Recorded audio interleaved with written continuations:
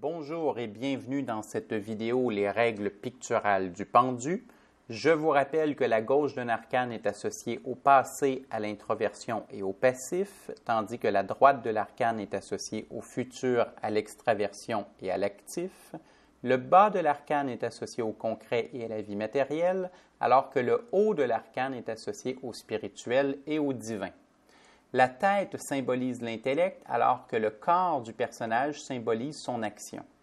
Toutes ces règles vous sont expliquées beaucoup plus en détail dans la première vidéo de cette série, Les règles picturales, partie 1. Lorsque nous regardons notre pendu, déjà nous apparaît quelque chose d'assez fondamental. Si nous regardons le corps du personnage, que l'on dit qui est associé à son action, nous avons un corps qui est complètement immobile, puisqu'il est attaché par le pied et qu'il ne peut donc pas bouger. Il a les deux mains dans le dos. Il est impossible de savoir si ses mains sont attachées ou non, mais en tous les cas, il n'a ni l'usage de ses pieds, ni l'usage de ses mains au moment où on le regarde sur cette carte. C'est ce qui explique pourquoi le pendu sera associé vraiment à l'immobilisme. Lorsque le pendu est pigé dans un tirage de tarot, il y a vraiment cette notion que plus rien ne bouge, que l'on est complètement immobilisé.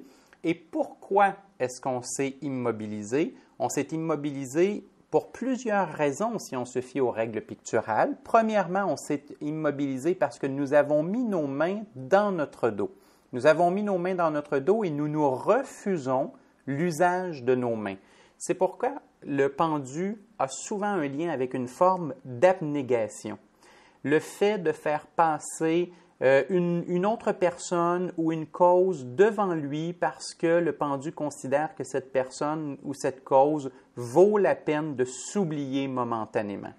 Alors, je me mets délibérément les mains dans le dos, je me prive délibérément de l'usage de mes mains, je fais preuve d'abnégation. Et parce que mon corps est complètement immobilisé, eh bien, je fais preuve aussi d'immobilisme actuellement.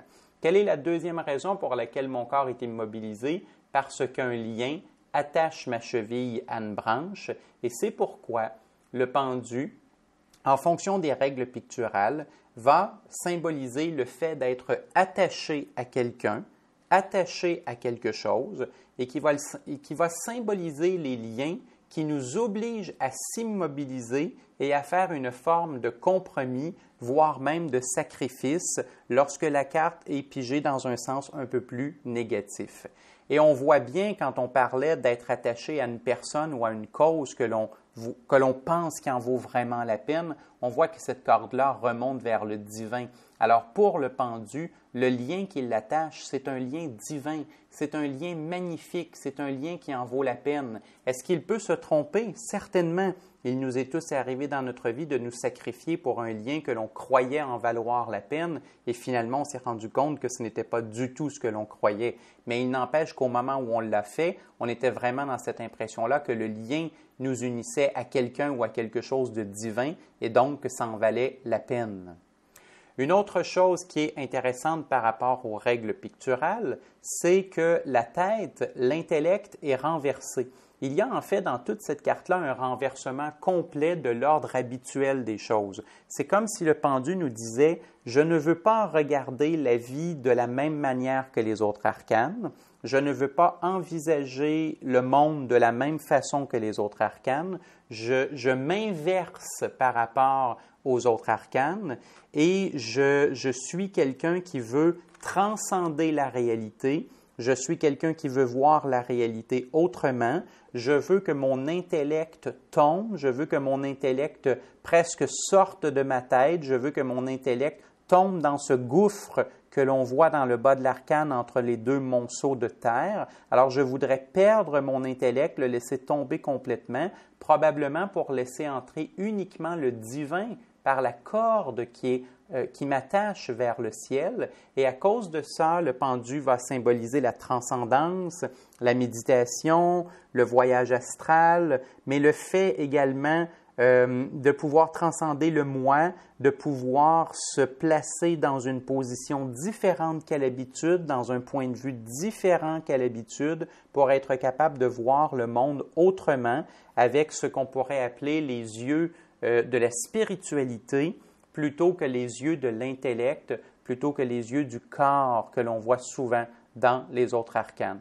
Et peut-être un dernier élément qui est intéressant pour en ajouter sur ce qu'on disait déjà, c'est que le pendu, il est tellement immobile, il est tellement attaché, il cherche tellement à transcender la réalité qu'en quelque part, ni son passé ni son futur n'existent. On voit que les deux troncs, les deux arbres, toutes leurs branches sont coupées pour n'en tenir qu'au moment présent. C'est un peu comme si symboliquement on disait qu'on a essayé avec le pendu de dénuder son passé et de dénuder également le futur. On ne veut vivre que le présent dans cette carte.